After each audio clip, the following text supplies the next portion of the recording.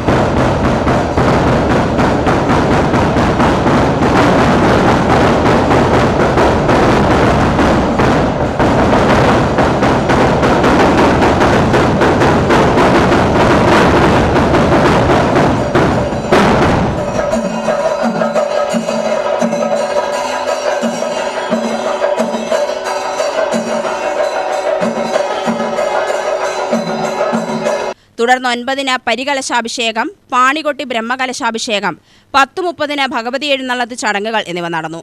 വൈകിട്ട് എൽ ഗിരീഷ് കുമാറിന്റെ പ്രഭാഷണത്തോടെ സത്സംഗോത്സവത്തിന് തുടക്കം കുറിക്കുകയുണ്ടായി. കണ്യാർകളിയുമുണ്ടായി.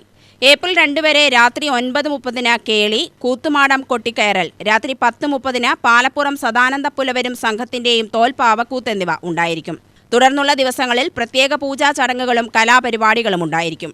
വേലയോടനുബന്ധിച്ച് ഏപ്രിൽ 2 മുതൽ 6 വരെ പുത്തൂർ തിരുപുരായ്ക്കൽ നൃത്ത സംഗീതോത്സവം നടക്കും. ഏപ്രിൽ 10 പുത്തൂർ വേല. UTV news, Palakkad.